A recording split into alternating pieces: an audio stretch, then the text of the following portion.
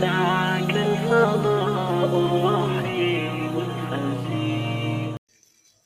الحمد لله نحمده ونستعينه ونستغفره ونؤمن به ونتوكل عليه ونعوذ بالله من شرور أنفسنا ومن سيئات أعمالنا من يهده الله فلا مضل له ومن يضلله فلا هادي له ونشهد أن لا إله إلا الله وحده لا شريك له ونشهد أن محمدا عبده ورسوله.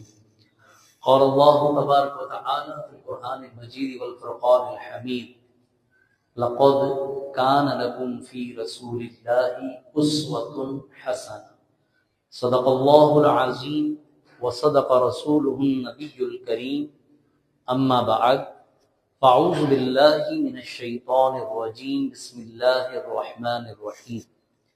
حضور نبی کریم صلی اللہ تعالی علیہ وسلم کا فرمان عالی شان ہے: زینوا مجالسکم بالصلاۃ علیہ.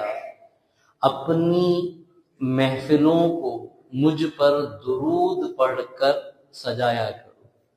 فإن صلاتکم علیہ نور لکم یوم القیامہ.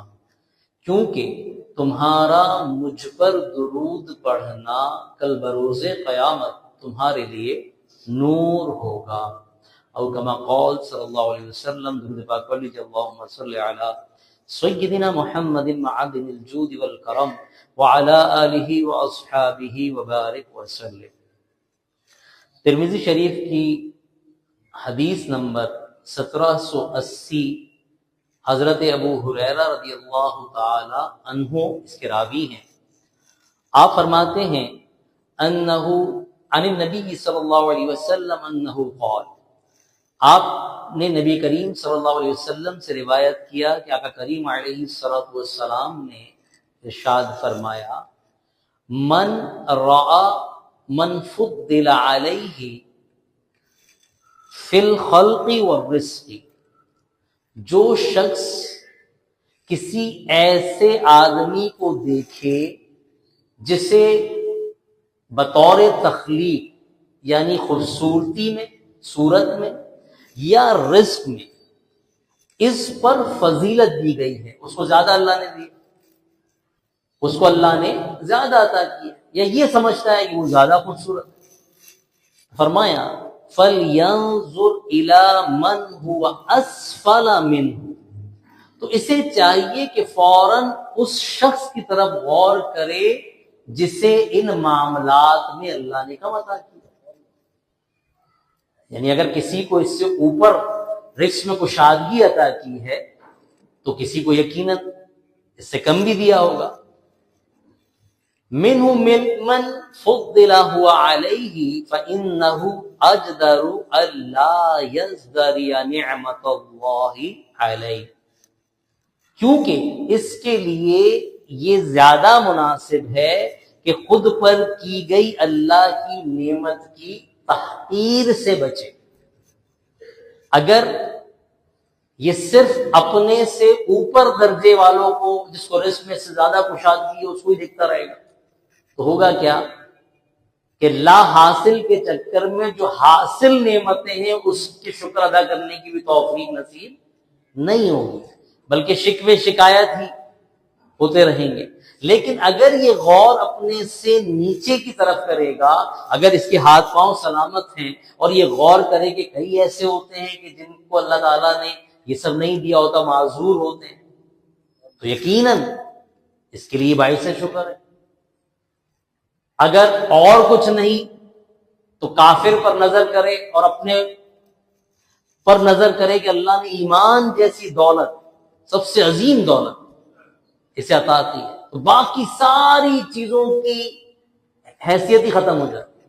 اگر ایک مسلمان ہے اور وہ صرف یہی غور کرتا رہے کہ اللہ نے اس کو ایمان جیسی جو نعمت دی ہے، کہ جس نے اس کو گارنٹی دے دی ایمان کی اس نعمت نے انشاءاللہ اگر یہ ایمان پر دنیا سے گیا تو ہر مسلمان جنت میں جائے گا ضرور. اس نے اللہ کی رسی کو تھام لیا اور یہی بزرگوں نے ایک مراد لکھی کہ اللہ کی رسی کو تھامنا کیا ہے؟ ایمان. کہ جس کے پاس ایمان کی دولت ہے نا، یہ اس رسی سے بندہ ہے. اگر بتقاضۂ بشریت سزاوار بھی ٹھہرا جہنم کا، تو چونکہ وہ مسلمان ہے تو اللہ تبارک و تعالیٰ اسے جہنم سے نکال دے. تو ایمان کتنی بڑی دولت ہے. تو کسی بھی مسلمان کے پیش نظر یہ حدیث مبارکہ رہنی چاہیے کہ جب کبھی اپنے سے برتر پر نظر پڑے تو فوراً غور کریں کہ وہ نعمتیں جو اللہ نے مجھے عطا فرمائی ہیں جنہیں نہیں دی، تو اس کے مقابلے میں اللہ کا کتنا بڑا مجھ پر احسان ہے. تو یاد رکھیے، بعض بزرگوں نے صحیح کہا ہے کہ خوشی ہر شے کا مل جانا نہیں ہے، ہر نعمت کا مل جانا خوشی نہیں ہے، بلکہ حاصل نعمتوں میں خوش رہنے کا نام خوشی ہے. اور یہی اللہ کا شکر. ہم لا حاصل کے چکر میں حاصل کا بھی شکر ادا نہیں کر پاتے، اور جس سے یہ نعمت مل گئی تو وہ اللہ کی رضا میں راضی رہنے والا بن جاتا ہے. پھر اس کے لیے نہ خوشی نہ غم، سب باتیں ایک جیسی ہو جاتی، اس کے لیے کوئی معنی نہیں رکھتا. جیسا کہ اللہ نے اپنے اولیاء، اپنے دوستوں کے اوصاف بیان کرتے ہوئے کیا ارشاد فرمایا قرآن میں؟ الا ان اولیاء اللہ لا خوف علیہم ولا هم یحزنون، کہ ان پہ نہ کوئی خوف ہے اور نہ کوئی غم. اب ان دونوں باتوں کا کیا مطلب ہے، خوف اور غم؟ دیکھیے، غم کا تعلق ہوتا ہے ماضی کی کسی تکلیف سے. کاش میں ایسا نہ کرتا تو اس تکلیف سے بچ جاتا، اس نقصان سے بچ جاتا. اس کا تعلق کہاں سے ہوا؟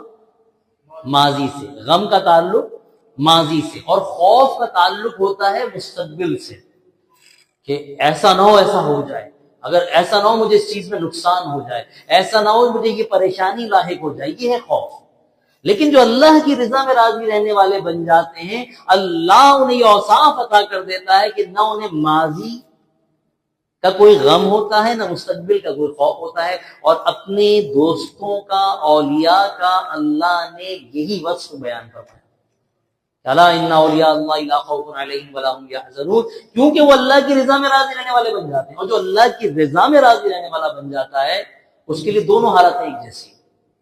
اور میں نے آپ کو پہلے بھی عرض کیا کہ مسلمان اگر اس راز کو سمجھ جائے نا تو وہ ہر حال میں خوش رہنے والا ہوتا ہے. وہ اگر یہ سمجھ جائے نا کہ اس کے دونوں ہاتھ میں لڈو ہیں. دیکھیں، دو ہی حالتیں ہوتی ہیں نا، یا تو آدمی آسائش میں ہے، راحتوں میں ہے، یا کسی آزمائش میں ہے، پریشانی میں ہے. تو میرے آقا علیہ الصلوۃ والسلام نے فرمایا کہ مجھے مسلمان کے حال پر تعجب ہے. جب اسے خوشی پہنچتی ہے شکر ادا کرتا ہے، اللہ کی بارگاہ میں درجہ بلند ہو جاتا ہے. اور جب اسے کوئی آزمائش آتی ہے، مصیبت پہنچتی ہے، کیا کرتا ہے؟ صبر کرتا ہے، اللہ تعالیٰ کی بارگاہ میں درجہ بلند ہو جاتا ہے. تو مسلمان کو نقصان کہاں ہوا؟ اب غور کریں، مسلمان کو نقصان کب ہوا؟ اور جب وہ راضی رہنے والا بن جاتا ہے تو بظاہر نقصان بھی اسے نقصان پہنچاتا نہیں ہے. ابراہیم علیہ السلام بظاہر آگ میں گئے تھے، لیکن اللہ کی رضا میں راضی تھے نا. تو آپ فرماتے ہیں کہ میں نے جو دن آگ میں گزارے ہیں اس سے بہتر دن نہیں گزارے. کہ اللہ کے حکم سے کیسی راحت بن گئی. بس توکل کامل ہو، حالات کچھ بھی ہو، مندی ہے بھائی مارکیٹ میں، آپ اپنے رب کی رحمت پر کامل یقین رکھیں تو آپ حیران ہو جائیں گے کہ آپ کے لیے چاہے معاملات کچھ بھی چل رہے ہیں، اللہ اپنی رحمت سے آپ کو اس سے نکال دے گا، یا استقامت اور راضی رہنے کی توفیق عطا فرما دے گا. جب اللہ راضی رہنے کی توفیق عطا فرماتا ہے تو آدمی پریشانی کو پریشانی سمجھنا ہی چھوڑ دیتا ہے. اس کے لیے ساری حالتیں جیسی ہوتی ہیں، اس کے لیے کوئی فرق نہیں ہوتا وہ راحت میں ہے کہ آزمائش میں ہے. مثلا میں ایک مثال دیتا ہوں، حرم شریف، اللہ سب کو حاضری عطا فرمائے. تو حرم شریف کے صحن میں، دونوں حرمین طیبین میں، مکہ المکرمہ اور مدینہ المنورہ میں ایک سفید پتھر لگا ہے. صحن کعبہ میں، مطاف میں، مسجد نبوی شریف کے باہر. تو جتنی سخت گرمی، وہاں ٹیمپریچر بعض دفعہ 50 سیلسیس سے بھی اوپر بڑھ جاتا ہے، سینٹی گریڈ سے، اور 52 تک چلا جاتا ہے، دھوپ ہے، لیکن یہ سفید پتھر ٹھنڈا رہے گا. طواف کرنے والے طواف کر رہے ہیں، پتھر ٹھنڈا ہے. مسجد نبوی کے باہر بھی لگا ہوا ہے، لیکن تھوڑے ہی فاصلے پہ باؤنڈری آتی ہے اور پتھر بدل جاتا ہے۔ اب کبھی نماز میں آپ کو جگہ نہ ملے اور آپ کا پاؤں یا چلتے چلتے اس گرمی میں دوسرے پتھر پہ پڑ جائے تو پاؤں ایک دم جل جاتا ہے۔ سفید پتھر نہیں جل رہا، لیکن دوسرے پتھر پہ جیسے ہی پاؤں پڑا، ایک دفعہ میں اور ہمارے ایک دوست نماز پڑھ رہے تھے، تو پڑھتے پڑھتے جب ہم نماز سے فارغ ہوئے تھوڑا سا پیچھے ہوئے تو وہی لائن تھی، باؤنڈری لائن، تو ایک دم جو پیچھے والا پتھر تھا وہ دہک رہا تھا دوپہر میں۔ تو میں نے کہا کہ ابھی غور کیا کہ دھوپ دونوں پتھروں کے لیے ایک جیسی ہے، لیکن جس کے لیے حکم نہیں ہے وہ ٹھنڈا ہے۔ دھوپ نے اس کو کیا اثر پہنچایا؟ کوئی اثر نہیں پہنچایا۔ دھوپ برابر ہے، دونوں پتھر ہیں، لیکن ایک کے لیے حکم ہو گیا، ایک کے لیے نہیں ہوا۔ جس کے لیے نہیں ہوا وہ اتنی سخت دھوپ، اتنے سخت ٹیمپریچر پہ بھی ٹھنڈا ہے۔ اپنے رب پر کامل یقین رکھو، آگ بھی ٹھنڈی ہو جاتی ہے، پتھر بھی ٹھنڈے رہتے ہیں، اور یہ بھی یقین رکھو کہ جو رب ابراہیم علیہ السلام کا رب ہے وہ آپ کا اور میرا رب ہے۔ وہ رب جو موسیٰ علیہ السلام کو سمندروں میں راستہ دینے والا رب ہے وہ آپ کا اور میرا رب ہے۔ جو یوسف علیہ السلام کو کنویں کی قید سے مصر کی بادشاہت تک پہنچانے والا رب ہے وہی آپ کا اور میرا رب ہے۔ توکل کامل ہو، یقین کامل ہو۔ اللہ تبارک و تعالی ہمیں یقین کامل کی دولت نصیب فرمائے، آمین بجاہ نبی الامین صلی اللہ علیہ وسلم۔ يسعك الفضل